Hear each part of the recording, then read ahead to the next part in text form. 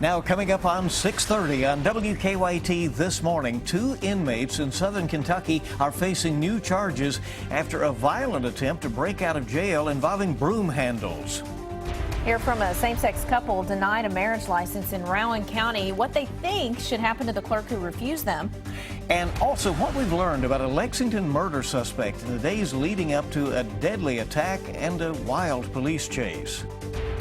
Looking throughout the next 48 hours, and here comes a weak front headed our direction. That'll give us showers and thunderstorms to deal with. We'll talk timetable, the severity of these coming up. Tracking, alerting, protecting. This is WKYT This Morning. Good morning from the WKYT News team and welcome in. Here we are Tuesday, July 7th, bright and early. I'm Bill Bryant. And I'm Rebecca Smith. Hope you're having a great start to your day. Hopefully you got your lawn mowed yesterday. I know that was a situation at our household because we were looking forward to today and the rain chances. Right, knew it was coming, and it looks like this afternoon those chances will certainly be on the increase. Let's check in. Meteorologist Micah Harris, he is keeping track of that, and he has that, and we'll have all the news in a moment. Yeah, we're looking outside. I'm seeing a pretty nice start to the day for a lot of us. No real fog issue, no real rain issue.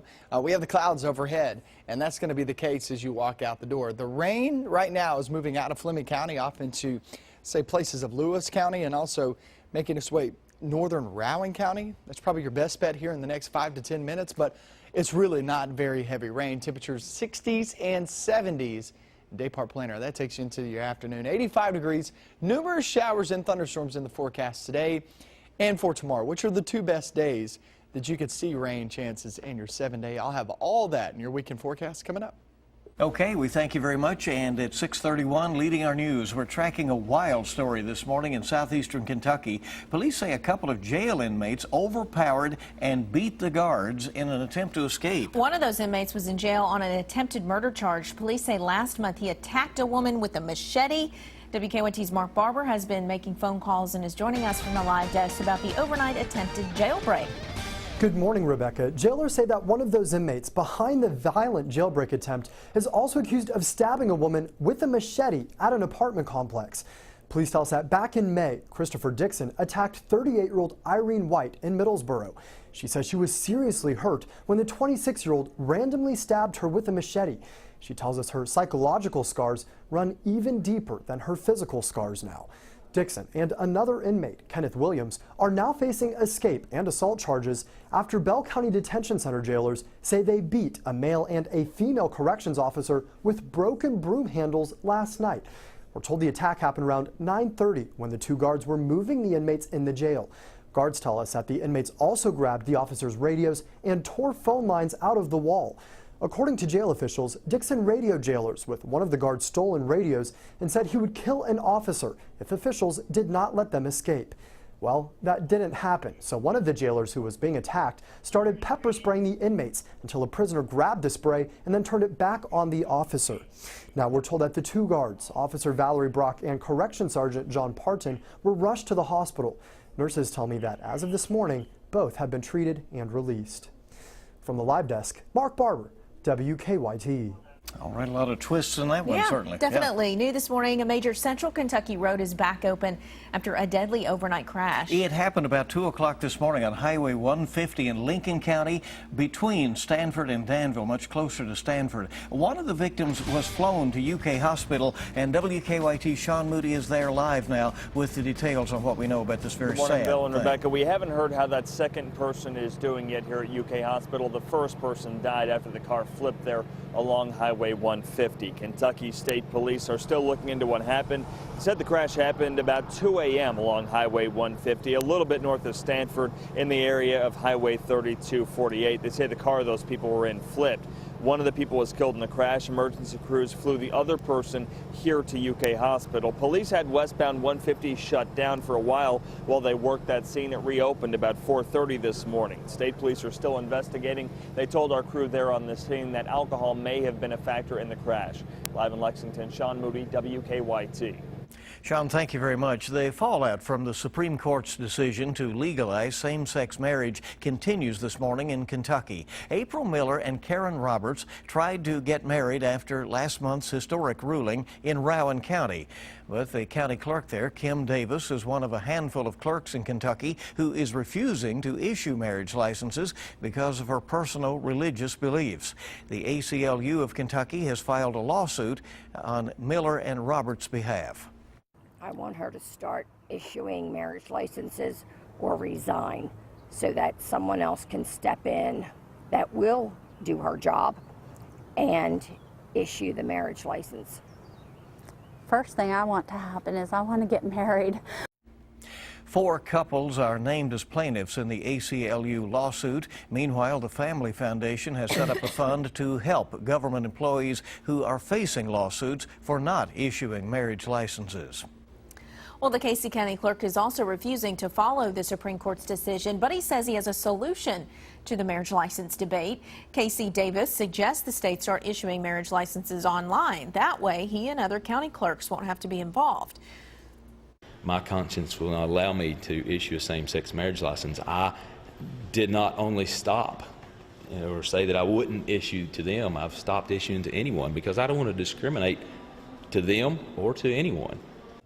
Well, Kentucky Governor Steve Beshear says he will consider Davis's suggestion, but in the meantime, he says clerks have a job to do. We've got a constitutional duty to follow the law, regardless of your personal beliefs. And that's tough for some people. I understand that.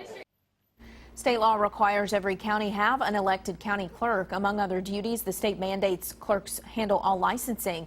But unlike other elected county officials, the state constitution, if I can say that word, doesn't say clerks can be charged with a crime or removed from office for neglecting those duties. The time this morning is 6:36 on WKYT. We've learned that a Lexington woman accused of murder was released from jail about a week before police say she stabbed her boyfriend to death. Police say they found Vanessa Napier's boyfriend, John Sharp, dead on Saturday at his home on Athens Walnut Hill Pike. The coroner says Sharp was stabbed several times in the chest. Napier was arrested Friday morning after leading police on a wild chase in a stolen bucket truck. Before the weekend murder, Napier spent 60 days in jail for receiving stolen property, resisting arrest, and marijuana possession. Friends of a Laurel County murder victim are raising money for her final funeral expenses. Police say Christopher Bird shot and killed his girlfriend, Shannon Engel, over the weekend. Bird has pleaded not guilty, and his father told us that the shooting was an accident. Also this morning, a Central Kentucky family is offering up a $25,000 reward for information about a missing mother. Crystal Rogers, a mom of 5, has not been seen since Friday. Police in Nelson County say her family later found her car abandoned with a flat tire along the Bluegrass Parkway near Bardstown. Her purse, phone, and car keys were still inside. Police say the circumstances lead them to suspect foul play. A well-known photographer in eastern Kentucky has lost his home after a weekend fire. New this morning, Cordis Cuz Bishop and his wife Doris woke up Sunday morning to find flames damaging their home. Firefighters say they managed to keep the fire to the attic, but the home was still destroyed. No one was hurt. The work to control a massive fire in downtown Louisville continued overnight and into this morning. The fire in the historic Whiskey Row area near the KFC Yum Center started around 4:30 yesterday afternoon. Huge flames and thick black smoke could be seen for miles around the Derby City. Investigators think the fire started in a building that was being renovated and then spread over to 2 other buildings.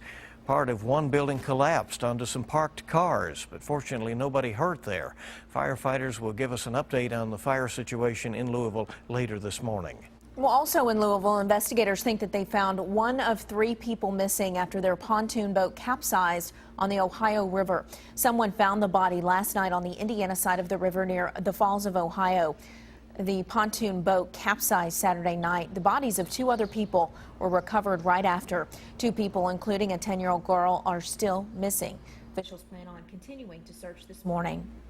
And new this morning, Richmond police are looking for the woman who they say is scamming stores.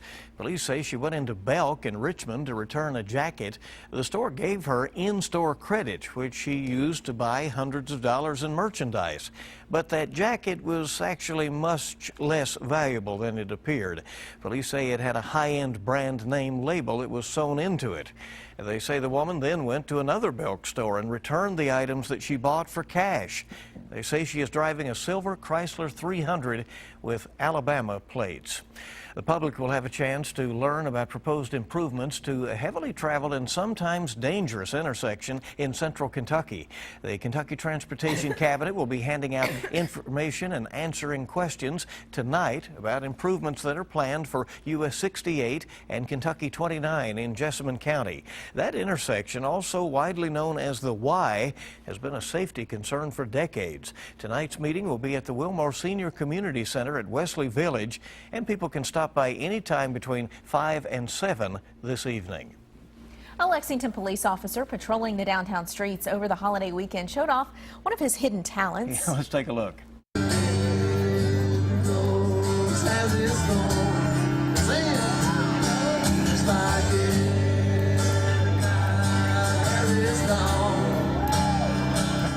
Sounding good there. That is Lexington Police Sergeant Jason Rothermund singing the classic song by Poison, "Every Rose Has Its Thorns." He was in Triangle Park when somebody playing guitar encouraged him to come up to the stage and belt out a tune. Rothermund is a big fan of 80s music. Poison frontman Bret Michaels, by the way, saw the video. He's tweeted it and says that the sergeant did a great job. We'll agree with that. And you can see the full video, by the way. It's really fun to watch at WKYT.com. I love a throwback to the hair bands. What about yes. that? Even though the police officers tend to not have the big hair, I don't right? think they're allowed. Right.